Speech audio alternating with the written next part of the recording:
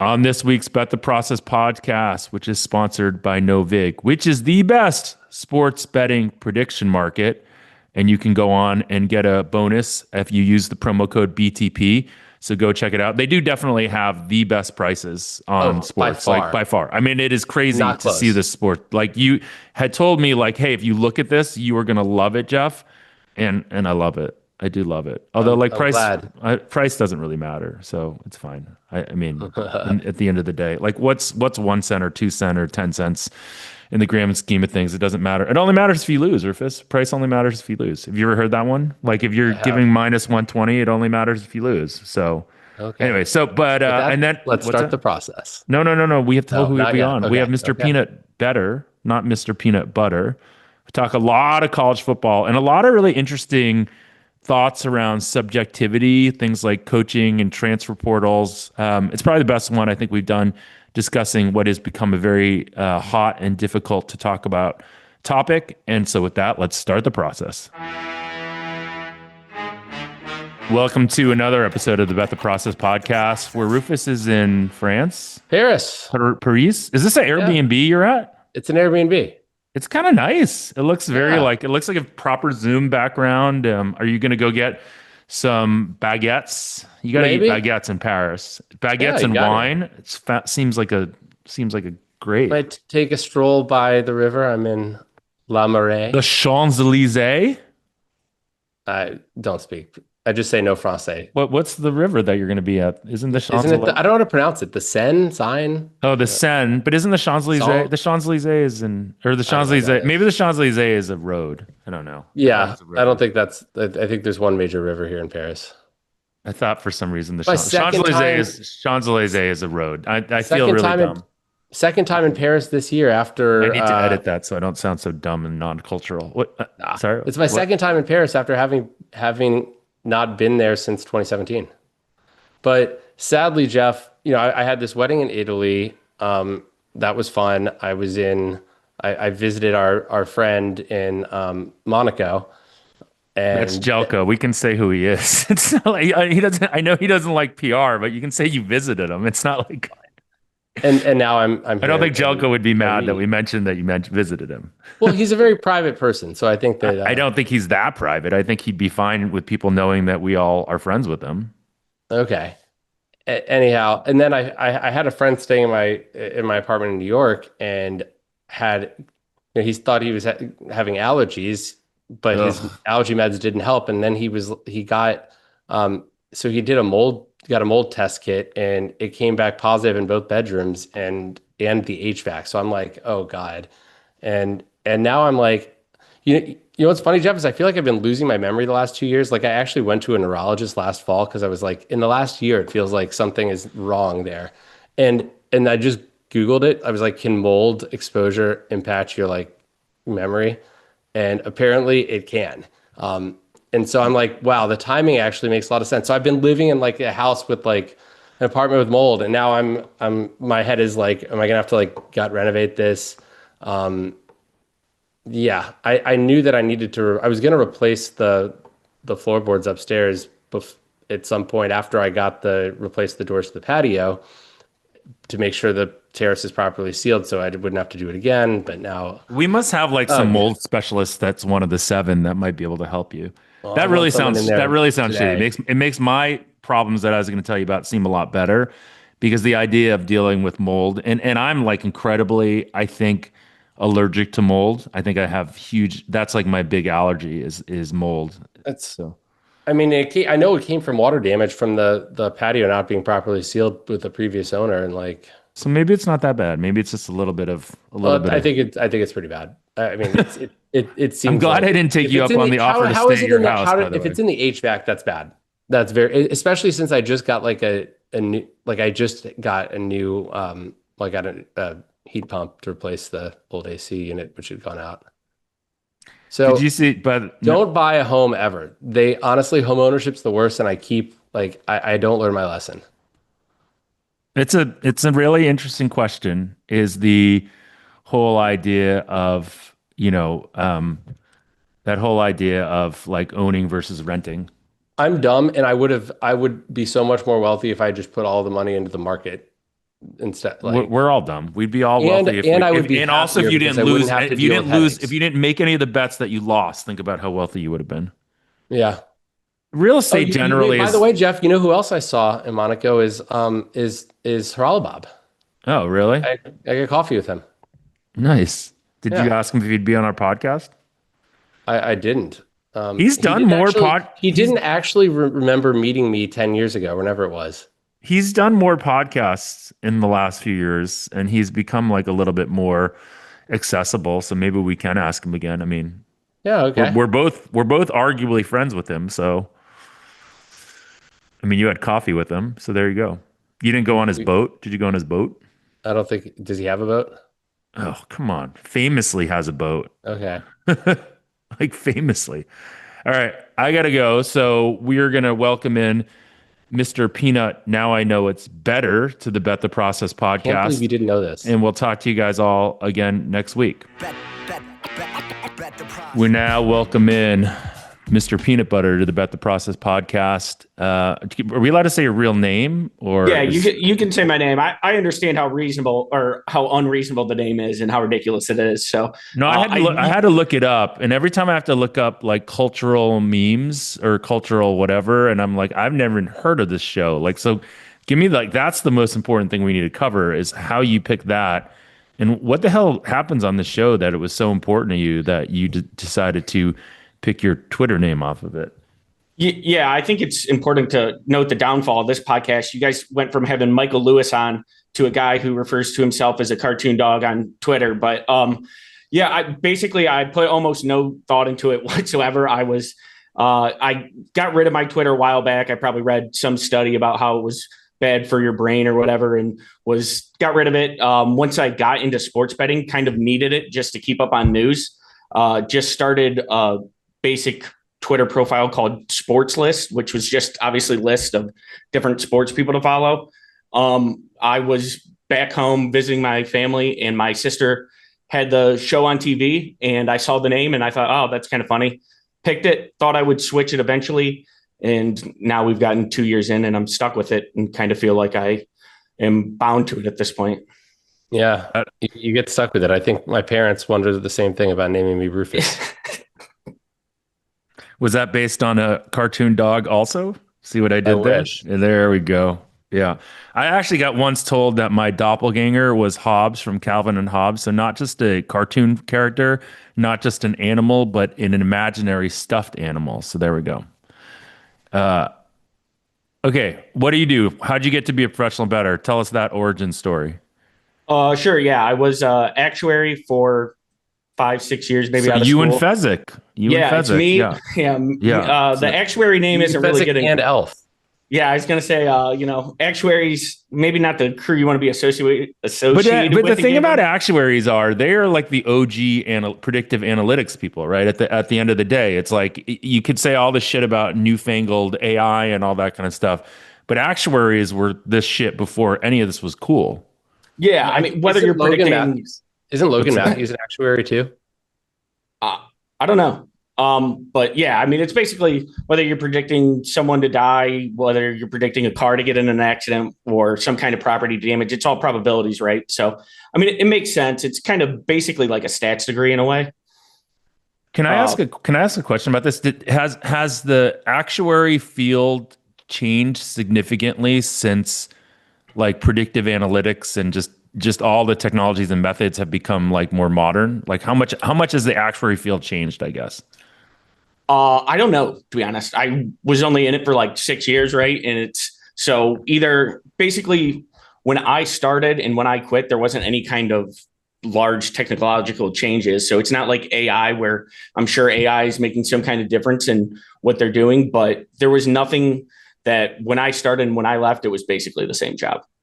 Yeah, but I always wonder with industries like that whether they like kind of hold on to their methods even when the better things are coming in. And again, like I have no idea. Like I was already talking shit on one industry before we got on that I know nothing about, so I might as well talk shit about another one that I know nothing about. That's kind of like my brand.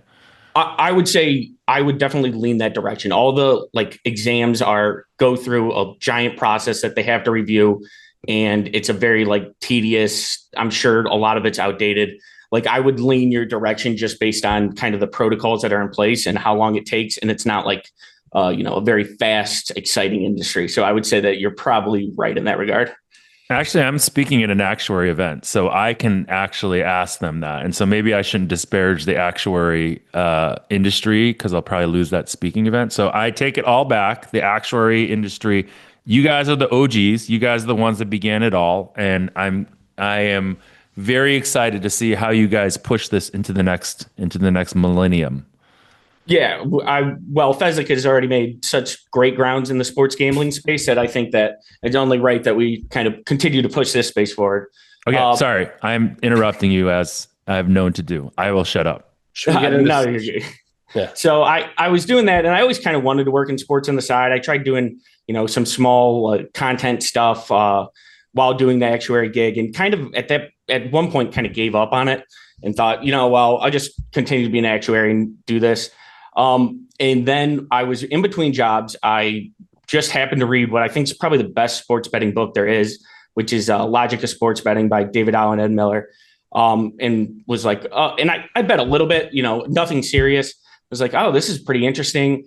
In it, they mentioned a sports trader. I don't know if I even really thought about it before that, it was a real job that somebody was going through and adjusting these things. So while I actually was training for my other job, I was about to take a new job. I interviewed for a gig at Deck Prism. I decided to apply to actually the company that was mentioned in the book and got the job. And while I was like out getting trained for this job, they flew me out to North Carolina. I was interviewing for a totally different gig, and then decided to end up taking the new one. Flew out to Vegas, became a sports trader. I think most people who work in a sports trading office that are any good are going to be betting on the side, and was doing that for a while, about maybe 2 years. And then at that point kind of made sense that I was making more money on the side than I was in my actual job and losing lines. Once you lose a few lines because you're at work, it's really frustrating. So eventually you're like, okay, I got to not miss any more line moves. But so you took a job, you did not take the job with Deck Prism. You took a different job, but it was also on the sports book side? No. I took the job with Deck Prism. So I worked for Deck Prism for like 2 years. Yeah. But there were like two roles at Deck Prism, it sounds like, and you took a different role? No, I explained this very poorly. So I was interviewing for a different, or I was training for a different actuary job during my like orientation. In North Carolina. Yeah, in North Carolina. Okay. During my orientation, I was interviewing. So I only worked there for like a week, flew out, did the Deck Prism job, and then kind of started from there. So we have to ask you this question that's been weighing on my mind for many years. Who's smarter, Matt Davidow or Ed Miller? Oh, I thought you were going to ask me or you. Then yeah, that was then do me and we Rufus know you're afterwards. smarter, Jeff. Then do me or Rufus afterwards. I didn't work with Ed as much. It's hard to imagine many people much smarter than Matt, but I will say I watched one video of Ed explaining what he did in the baseball sim. And that was something that I was like, I just could never do any of this. I would have never done any of this. So I think Ed's probably at least the underrated one. So have we had Ed on, by the way? We have had Ed on, right? Yeah, we've had both of them on. Okay.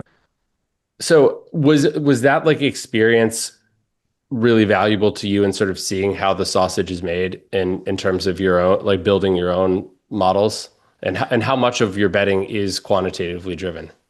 Yeah, so I think it was really valuable. And I think a lot of people kind of start with a bad process and then move into, I sucked at sports betting. And then, I did casually bet a little bit, but really the only time I kind of took this seriously or thought I was going to win at a real level was like, I basically have not had a large losing period. Like I think a lot of bettors started with. So it kind of was good that I didn't get any bad habits from it. And I kind of learned the basics like from the ground up. So I thought that was really helpful. I think I would be a much better trader now than I was then. It's so funny that the things I learned then help me out now, and the things I know now would help me out so much trading. But yeah, I think it was really like helpful just for less, like the specific stuff and more of just how the market operates and kind of understanding what different people are doing, things like that. When you're responsible for keeping a line protected all day, I think it helps you be more in touch with how things move than when you're just attacking it. So has that experience, well, first off, I feel like you and I've had sort of similar paths in that way of working for companies that consulted for sports books and kind of like learning from people that are, have a lot of experience and are really smart. But has that really helped you now in terms of the prediction exchanges such as Novig, where you're able like, and how much are you doing there? Because that really is a lot more of the trading side than just the handicapping. To be honest, that's not something maybe it's something that I should attack more, but it's not really. I'm never really like made the two-way markets with those exchanges. I've kind of went in and just attacked them as a normal better. I'll post a price if I want the liquidity, but really I'm not trading it like a trader. So I would say that not really kind of in that specific instance, just based on the way I use it. But I think if you're going to be like a real market maker on those, you just have to have more hands on your trading operation. And it's me, and I just recently added a partner full time. So, it's kind of hard to keep eyes on the lines at all times like that. So that's just something that I haven't gotten into that I think is probably the next wave. Do you think, I mean, I don't associate trading with being like necessarily both sides, like two-sided. I mean, I think Yeah. I think it's about like trying to not spook the market and to try to like, you can try to make it look like there's that resistance on the other side. Or, I mean, I feel like it's this whole game. Sure. Yeah. I mean, there's definitely an aspect of like that you can understand how the market moves, but I think, maybe we don't have things buttoned up as much as we should, or maybe we don't execute at the level that we need to. But I think that you just can learn more by trial and error of like, okay, does this move the line? Does this not move the line? More than just when you're watching it, you're just kind of seeing what happens. You're seeing flow into your side, but you're not seeing the market flow as much as when you're trying to bet, you kind of see what moves stuff and what doesn't. I completely agree with that. When you think about your decision to add the partner, how much of that was fueled by like this frothy prediction market world that we're in right now? I certainly think that it was fueled by the fact that for a while, I kind of thought, these are the outs I'll have, and we don't know how good we'll have it. And like everything's going to dry up in 3 years was kind of, I think maybe 5 years ago, there was a bigger sentiment that everything was at the peak now and it's kind of downhill and you'll be able to grind stuff out, but it just won't be what it is now.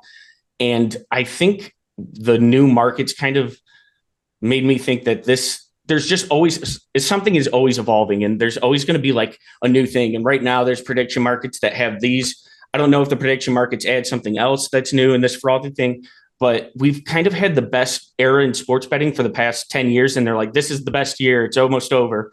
And I'm starting to think, I don't know what happens next, but they're always adding something. So as long as you're flexible and willing to adapt, there's always going to be opportunities for at least the next foreseeable future. So that's a much more optimistic point of view, I feel like, that a lot of people get. So where do you think, if you bet college football, so we talked a little bit off the air, you bet college football and you bet NBA primarily. In college football, which is obviously a very liquid market, where do you think you get your alpha from in that situation? And this is like, I guess people made fun of me because they said that I would ask Pritzker the same question if we were interviewing him. I'd say like, where do you get your alpha from? So I like that joke, by the way. Yeah, I do. We have projections and, run a sim and everything for the thing. I think what we do better is a bunch of small data and kind of blending in the subjective with more concrete analysis. It's really hard to get an idea of what a QB is worth in college football. Like, what is a QB? It all depends on, is this freshman coming in, never played, or is it Jeff Sims who's been there for 5 years? And I think that a lot of these values, to try to put a hard number on it, you're almost kind of coming up with some kind of subjective analysis to put this number in. So I think that we do a pretty good job of blending that in. Different transfer stuff has been obviously a change in how teams kind of are made. So I think that we do a decent job blending in those two things. We obviously run a sim. I mean, we're betting pretty early in the week, so we're not going against kind of end bosses, as they would say, trying to beat the toughest people in the market. I think at the end of the season, we have certainly less edge than we do at the beginning of the season when things are more variable. But yeah, I would say it's kind of a blend of that, small data problems, and basically trying to blend those two things together. What are some of the subjectives that you guys introduce, and how are you able to do so? I think subjective is always that hard thing, right? Because as analytics people, we're grounded on fact and data and things we can prove. And then with subjective, and this is like when we talk to like someone like Judah, what always fascinates me about the way his process is around using subjectivity. Give me an example of a subjective thing that you think you got some alpha out of. And it's fine if it's like a survivor bias thing where it's like, yeah, it worked. So that's why I know I was right. Yeah, I would just say, like, if you're speaking like specifics, I would say that being able to move faster on these teams that are kind of large transfer teams was something that we did pretty early, or at least that I did early last season was, updating your priors based on the amount of people coming in. I think a lot of the projection systems, when they bring guys in, it's really hard to judge how much transfers should matter just because we don't have a data set, right? Like you've never had a team with 24 transfers. So how do you grade them? Do you grade them based on their previous production at their old school? Do you grade them based on what they were coming out of high school, depending on if they haven't played a ton?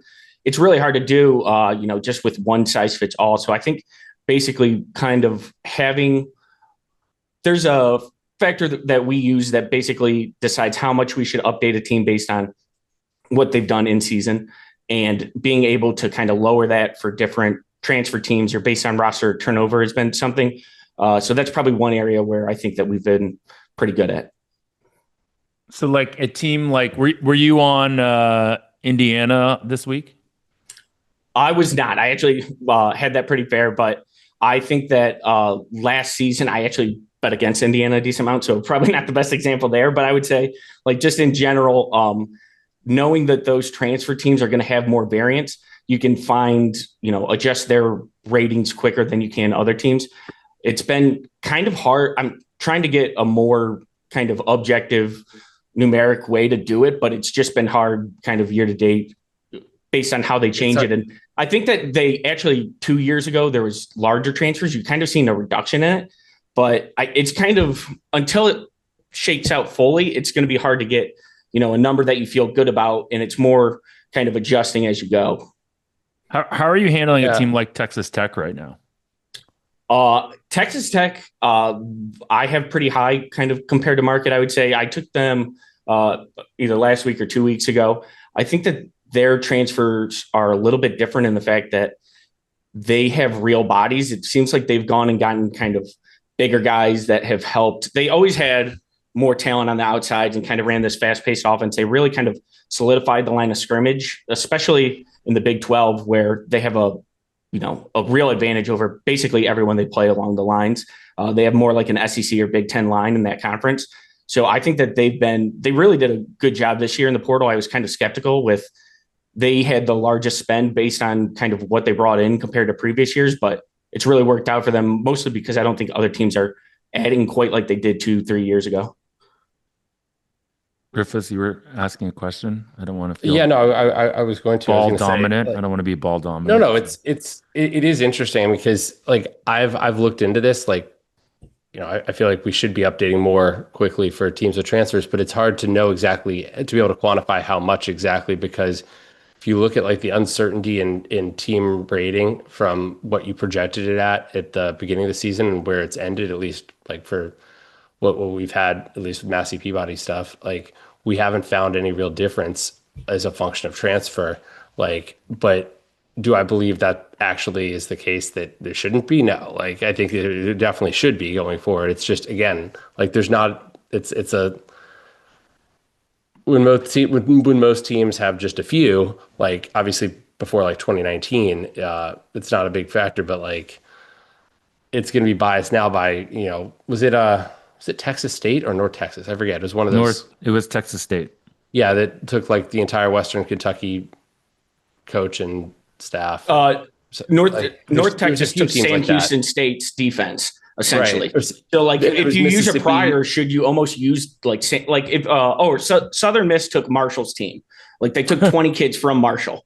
So it's at that point, a lot of it is like, I mean, you almost want to use Marshall as a prior more than you want to use last team's roster, right? Like if I'm returning 6 guys that started for Marshall to my team at Southern Miss, we were really high. Southern Miss would have actually been a good example for when Jeff asked the question instead of meandering on. But yeah, I think that Southern Miss was a good example of a team that like they took in 20 kids from Marshall. They took in, I think, 6 starters on offense.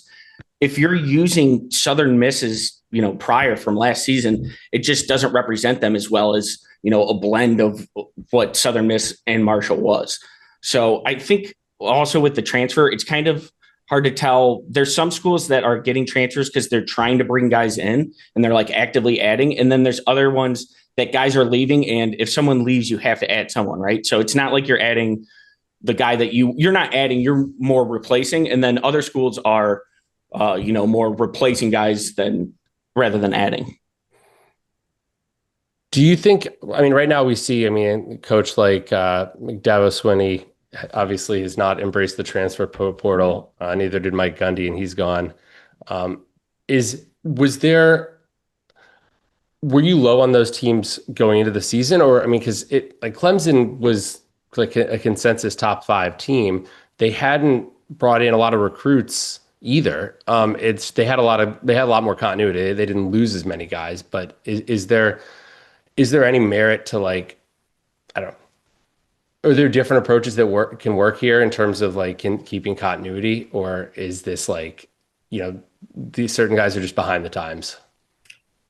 I think if you're doing it at that level, you're too dogmatic in it and you're just behind the times and you need to update. I think that there is definitely value in keeping your roster together. Everybody talks about, the team that OSU added. They really only added, I think, 6 guys to their roster last season. They mostly kept guys who were about to go pro and they said, hey, we'll pay you if you want to stay here. And then they added a couple key playmakers. I think if you're bringing in a ton, if you want to get the best guys, the real 5 stars, you're still getting them out of high school for the most part. You're not seeing the top guys transfer. If you look at the last however many first round picks, other than quarterbacks, almost all of them stayed at their school. But you can still kind of pick and choose your place. If you're ever dogmatic in any approach, obviously it's going to cause issues. So I think that what Dabo's doing, Gundy, they're way too far behind the times. But I do think that there's still value in kind of keeping your current roster together just based on, you have more information on those guys than anyone. That kind of exists with NFL salary caps where you see, if you keep your guy, obviously you have more information. There's an advantage there. In college, it's threefold because there's just so little information about the kid. So if you get a 19-year-old who last played in Louisiana high school football before you got him, getting that information of him in your facilities is so valuable that you're going to have just a better read on him than anyone out in the market. What about wait, can I ask? We're just on Clemson. Follow up there. Okay. I was going to ask about the cultural fit there too, because I do think that there is something to guys pulling in the same direction, right? And I feel like guys that are transferring, if you're getting a lot of transfers, these are people that were kind of now it's the Signetti thing, right? Signetti brought in a bunch of guys from JMU last year. Is that what you're talking about? No, but I was just saying, a lot of transfers are not happy with the playing. A certain subset of them are certainly not happy with the playing time they were getting before. They're transferring for a reason, or just because they're being given a lot of money, and that's certainly more of a me first attitude. And I don't know if that. Because I do feel like with college programs, there is sort of a culture aspect of it. You really stopped my question to ask that question. Yes, I did. Okay. I think that there is, especially these guys are 19, 20-year-old guys. They're not adults that are going and clocking in and clocking out like NFL jobs. There definitely is something to that. I've also wondered if there's a survivorship bias with some of these smaller schools now that. But I don't understand the question. It's the question that they are, because they're transferring, they're proving themselves to be a non-good cultural person. Is that the thesis that you're trying to? Potentially, they weren't happy in that culture, or they're getting more money. But let's let Mike answer. There is some stats that if you transfer once, I think your probability of transferring again is very high. However, I think that's more that you probably weren't good enough. So that's why you transferred, and then you probably still aren't good enough and you transfer again. I don't think it's necessarily a cultural personality thing. I would say more for the cultural aspect of it. It's probably just it's more related to if you've been with someone for 2 years and they've been your teammate, you probably have more buy-in alongside someone that's newer. I don't think necessarily like the guy who transferred is, more likely to sow discontent just based on it also depends on, where you're transferring to and from, right? If you're from a MAC school and you want to go play at Ohio State, it's not that you're causing problems. You're just a kid who wants to see a bigger opportunity. If you're mad that you're not getting as much playing time in a great situation, maybe that's a little bit more kind of concerning. I think that there probably is some selection bias too, where these talent index now, they have like what you were based on your recruiting rankings. This is the current talent on your roster.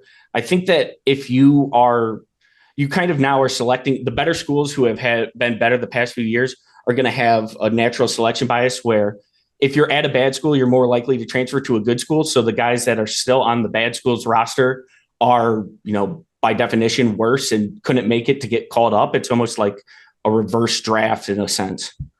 Or some of them aren't going to be going pro anyway. And maybe because there are plenty of players that are very good college players that aren't going to be going pro and are getting a good education. And maybe they don't want to leave like Stanford, which is, not a very good football program at the moment, but is a very good academic school to go to. If you're a top wide receiver in college football, you think you're going pro. Even if you're not going pro, you think you're going pro. And if you're the 30, let's say you're like the 50th best wide receiver, that's still pretty freaking good.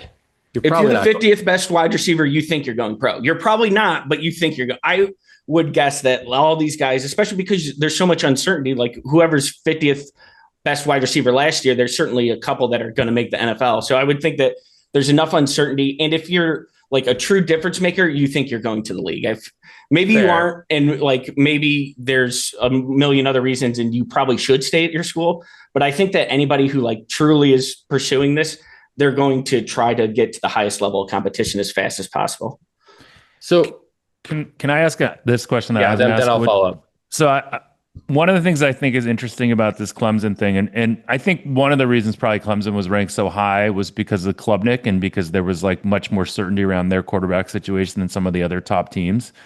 One of the things that's always been the knack on Clemson, right, is that not only does he not go to the transfer portal, but he doesn't bring in talent on his coaching staff that's from outside of his coaching staff. So you have a very like homogenous sort of way of looking at things. Sorry, my dog is barking at me for some reason. It's homogenous is even more the problem, right? It doesn't matter if they're having sex with each other. It's more just the fact that they all think the same. They're all middle-aged white male. Do you think that, and you see it now with like these much higher, I don't know if this is me just like confirmation biasing around assistants, but it seems like we're getting these assistants, in the case of, obviously it didn't work out at Penn State particularly well, but it seems like Matt Patricia has done a reasonable job at Ohio State and on and on. Like, is there something to be said for watching these assistant hirings and what kind of impact that they can have in, making year-to-year differences?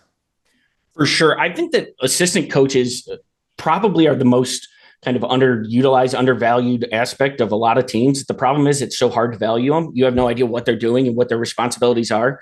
But there's definitely a ton of value in having things. For Clemson this year, the tough part was that they finally, so Dabo was very against bringing in coaches from outside. 2 years ago, he finally opens up the offense, decides to bring in a coordinator from TCU, Garrett Riley, is known for an explosive offense. This year, he brought in an outside defensive coordinator, and it kind of was like, Dabo, he's evolving slowly. He's going to get there. They have a ton of returning talent. They had like 5 guys projected to go in the first round.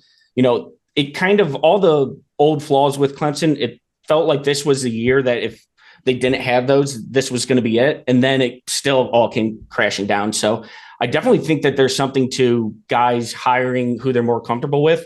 But for Clemson specifically, like this was supposed to be the year they finally added someone from outside the system, and it still came crashing in their face. So maybe coaches just want to lose with their buddies. That makes sense. If you're going to lose anyways, you might as well at least have a friend there. But is it possible that they're like a year away, meaning like these guys have now had a chance to, like, it's hard, obviously, when you put a new system in place. Like I remember when the Chiefs won the Super Bowl that first year with Spagnuolo, that the guys were like walking off the field being like, can't wait till next year when we actually understand this defense. Imagine how good we'll be.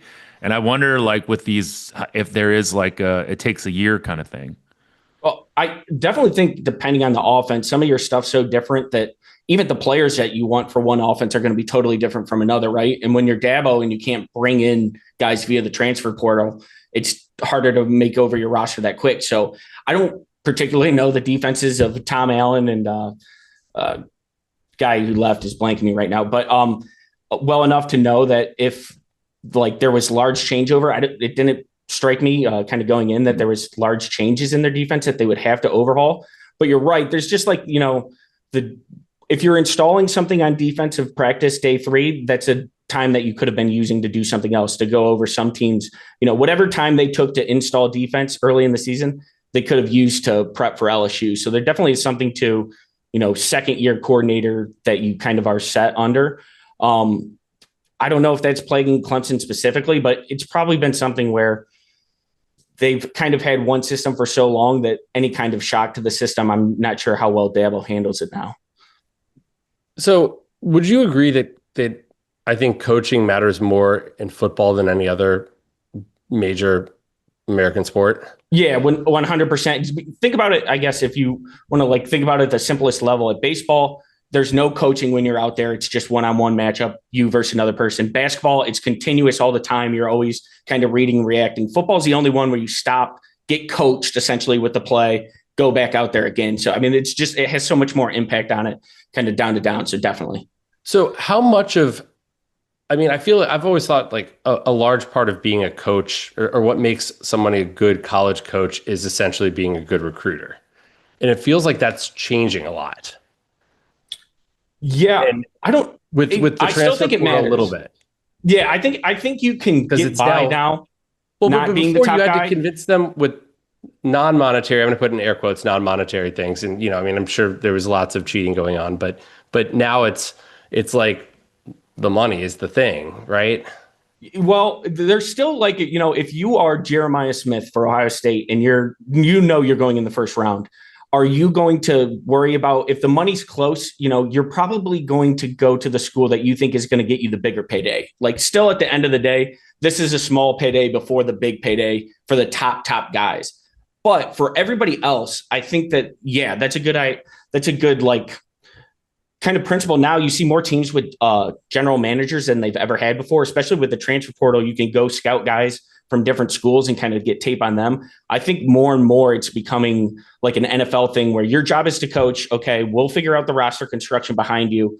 And you actually are responsible for coaching, which should theoretically lead to better coaches rather than, I think Mario basically is not a very good football coach as far as being good at coaching football, but a great football coach for someone you want to run your program. I feel like it's that way for a lot of coaches, both in basketball and football. like Coach K was never a great coach in game or anything like that. He's just good at getting talent. And I think you see, I think you see a lot of guys who start out as really innovative X's and O's guys. Like Urban Meyer, when he first started with like all this QB run stuff, he was really good. And then as he gets older, you don't want to be in the film room all the time, but you have so much success that now it's easier to recruit. So it used to be you could like kind of be a good coach, not be a good coach any longer, but like your reputation carried you. Well, and I think you lose creativity as you get older too. Well, but I think about it from the modeling side. I'm less enthused to like build new models and do stuff like that now.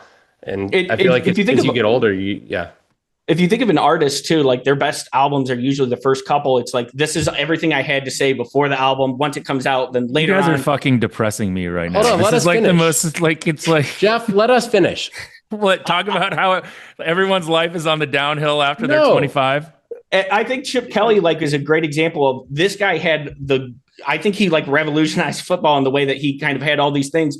And then everybody gets to copy you. And now you basically like your best ideas get stolen after 5 years into your career. So now you have to come up with a whole new best idea. It sounds like a lot, It's I think hard. That's why there's only so many ideas out there. Yeah. And that's why after you get that initial success, that recruiting was so big for you. So I wonder if now that also leads to kind of just a side note, like the younger coaches kind of being more in trend because you don't have to have the, track record to recruit guys like you used to.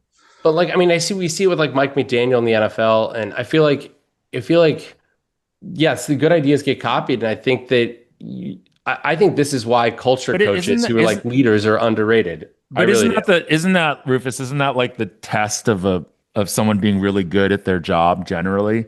Is not having like one thing that you did well, and then all of a sudden once that's copied or something like even just like corporate America, right? That's like Yeah, the thing it's because being a it's leader, establishing a culture. no. But principle, what I'm like, saying is the it's not all leadership stuff. excuses. That's like clearly like process. Like what we're the name of our podcast is Bet the Process, right? So the whole idea that you're talking about, and again, like this is what where you and I argue about, like what makes a good coach in the NFL, right? And like the Tomlin leadership, but like part Mhm. of the leadership part is like the infrastructure that he's created to execute things. And so again, like the idea that ideas are just fucking ideas, right? Like when I talk to an entrepreneur and he's got a great idea and he won't tell me what that idea is, I'm like, bro, like ideas are a dime a dozen. Like if you're so worried that you can't out execute me because you don't want to tell me your idea, that's an issue. And so like in the end, like what I mean, maybe what we're saying the same thing in different ways is that Mike McDaniel was just an idea guy and wasn't a great executor. And obviously he's faced a lot of injuries and a lot of like personnel issues and things that probably were a little bit out of his control. But like, what's the right mix, I guess, is the question. I kind of like I definitely think this idea that like early in your career versus later in your career, I'm not a buyer of that because I think that later in your career you just have so much knowledge and so much Wisdom. you understand how to do things better and you just have like like I am 1,000 times better at my job than I was when I was in my early 20s. And at some point I think that will peak and I'll end up dating a girl named Jordan and hopefully moving off to North Carolina. But like like what is the, I guess, like where does this come to an actual question? I don't know if Mike, if you have anything to say about this besides my diatribe. I think that what you're saying is, I think that the things that we see are the X's and O's that you can be like, oh, this coach is doing this well. The stuff that you're talking about that you gain about knowing what kind of the infrastructure stuff is it's a lot harder to value. So I think that it's something where the guy might be actually better at his job later on. But as coaches, we tend to evaluate a lot of like what we see. We really like something that's schemed up nice. And it's a lot harder to be like, oh, this team is not tackling well late in December, or, oh, this team's disorganized behind the scenes, et cetera. So I definitely think that like there's definitely, as you get older, especially in coaches, they probably are much more likely to make better hiring decisions. I think Bud Elliott's done a good job of mentioning like, the number one thing you need for a coach is he needs to be able to hire offensive and defensive coordinators. And then when they leave, replace them with guys that are talented. And that's something that you definitely gain later in your career, just not only based on who you know, but you can see what works and what doesn't and know who is kind of more likely to be the guy that is going to be successful, I think. And you have a reputation as somebody that people want to work with. You can be a springboard for their career. Yeah, I think beyond the reputation, I think you genuinely are going to be much better at evaluating people year 20 than you are year 5. It's like, when you're very early on, it's everything that you see is kind of, you're looking for the new next exciting thing. And once you've seen a lot more, it's way easier to kind of judge what is good and what isn't, I think. I agree. Do you think you have alpha in quantifying or evaluating coaches and the impacts they're going to have if they're, new coach or coaches changing schools or teams bringing on new coaches? And this could be college football or other sports. Yeah, I think that I do a pretty good job of evaluating whether it is or is not working quickly. I think with a lot of kind of the new coaches, you're able to adjust a little bit faster than you are in other situations. I've actually tried to test for it and wasn't able to find like new coaches that need to adjust the team ratings more or less, early on or later on. But yeah, me too. It's kind of funny. You expect that there would be. Subjectively, I've gone in and kind of like, I'll still adjust teams, based on certain factors that basically a lot of them, to be honest, it's just, I haven't built out what numbers I want to put, like, what the impact of this is as far as like, weather, stuff like that. I haven't done it well enough that I still have to manually tweak it, but I like nothing numerically I've found actually suggests it, but I still think that there's value in kind of adjusting off a team or more kind of, it helps you create a bias for yourself that you can just stay away. You have the role of adverse selection too. You don't have to bet things that if you don't understand what's going on the edge, things like that. So a lot of times with coaches, if it's something that's like, okay, things are not, things don't quite look right here. Even if I show an edge, a lot of times I'll just pass on it. But yeah, for coaches, I don't know if I necessarily can evaluate better than the next guy, but I think I do a good job of putting it into context at least. I would say that single skill is one of the biggest skills that defines like a reasonable professional bettor from a really good professional bettor. The ability to pass a bet when there's like a level of uncertainty that you're not comfortable with versus like almost dogmatically trusting your numbers. Like I do think there's some aspect to that that's very interesting because I think it's hard to pass on bets if you are a degenerate gambler. I think that there's a lot of people whose model is good enough that they can just plug it in and be like, hey, I show edge here. I back tested it. I've done whatever. I can feel good that I'm getting 3%. I don't think that my stuff's good enough as far as like models and things like that, where if I don't know at least where the edge is kind of coming from, I try to not bet it at all. But that's like kind of the hubris that's important, right? I mean, like the idea that I think, again, like when obviously I'm 52. I've seen a lot of professional bettors in my life. At you. Yeah, I know.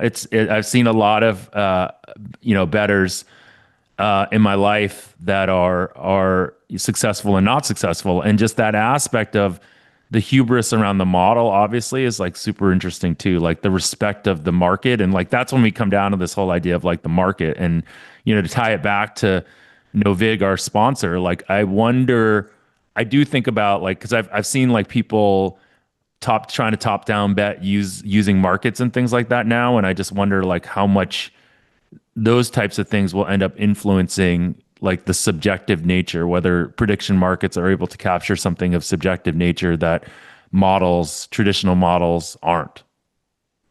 I have no idea what Jeff just said. I think that it's something also the biggest difference between like traditional. I was just trying to throw a plug for Novig in. Sorry. I think it's the biggest difference between like traditional analytics guys and bettors is as a bettor, you've had some theory that you're like, this is definitely correct. This is right. And you've watched it get thrown into your face 1,000 times. And you're like, okay, actually, I don't know as much as I thought. So I think that a lot of these like traditional analytics guys, and they obviously have aspects and they have to explain out their theories and stuff like that allows them to come up with better thought out things.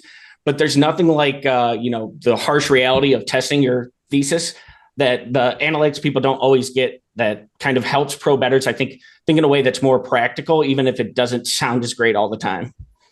Awesome. Rufus, anything else for Mr. Butter? Are we should we have him here for our trip around college? Oh yeah. Do you want to give us some picks? I need a good sweat this weekend. Is there anything you're down on that we still can get value on? Where Jeff gets in the live touting aspect of things, where I front run our crowd, I front run our listeners. Yeah. Go, Rufus, why don't you give me yours and I'll actually pick yours apart? That sounds like an easier job for me. I don't want to have to actually, come up with stuff on the fly here. Okay. Hold on now. And I gotta find one. I gotta find some. Okay. The biggest one I like this week is, or that my numbers like at least for sure is UNC. And I know I think that number is which right now is UNC plus 10. I think we got it at, what do we get it at? 11 and 10.5, but I still think like I make that number 5. And I think it's very much driven by this narrative that Belichick's lost, that assistants are about to leave. And I think clearly there's some dysfunction there, but I don't think that I don't have a reason to think it should be moving the number that much.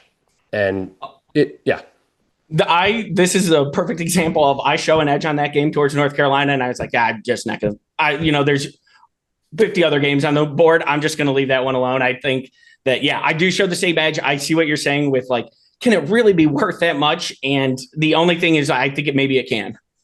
Okay. So the thing is, for me, it's like, if it was an injury thing or something like that, then I'd be like, okay, this is something that I can quantify, that could be quantified and I can say it is real. But I mean, I wonder how much of my model edges come from narratives being not true. And it's hard to go back and quantify that. But I feel like if I pass on this for that reason, then I might actually be like really hurting myself, because it could be that I have a lot of edges. A lot of my alpha is like, this is what alpha is coming from in ways. Yeah. there's especially the subjective stuff like this. It's like, how do you even test it going back? Being like, what, there's something that the only way you could do it would be to test it like actively, be like, oh, I thought about playing this. I didn't. I could have bet this. I didn't, which I haven't ever done. But yeah, I understand it. There's always like a subjective line between if you pass on this, then the other ones that you pass on, how much are you losing in opportunity cost? Yeah. I mean, this is like counter, by the way, to what like I was saying. So yeah, like, Rufus did the exact opposite of Jeff's. Like, that was the biggest thing is it's hard not to bet edges. And Rufus is like, well, I got to hammer down on that edge that I found. This is I mean, that's one though, but again, like, okay, give us another one. Roof, give us another one. You got another one? This is fun. Yeah, and then Mike will have to give me one, but well, it's up to this 5. This is like I show you mine, then yes. Oklahoma on the road against South Carolina. I like we bet that at 4 and 4.5. It's I believe 5 now. My scraper is just pulling bet online. It's 5.5 is what I'm seeing on that.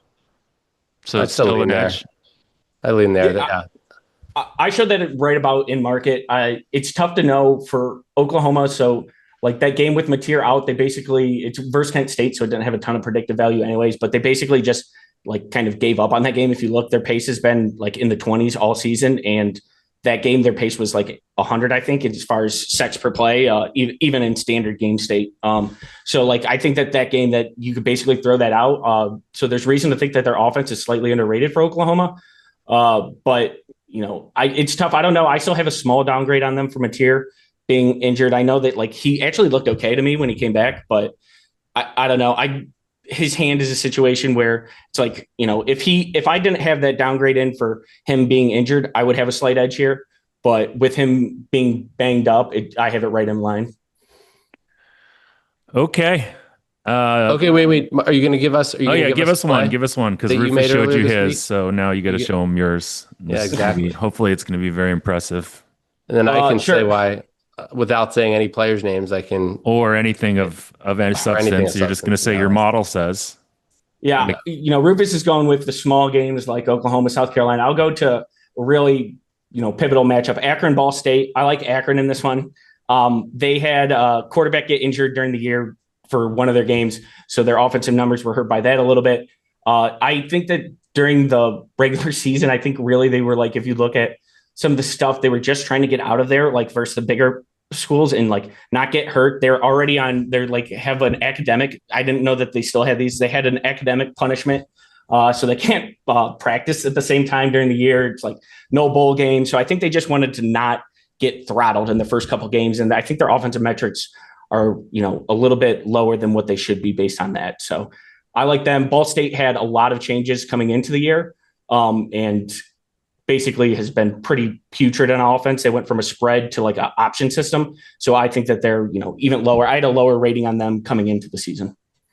I mean, it's interesting. I mean, if I had to pick a side, I would take Akron as well. I make it Akron minus like a 0.5 point, but it's interesting that my no prior number is so much higher on Ball State. This is one where it really differs, where it's basically saying, okay, I like Akron more because of the priors here still.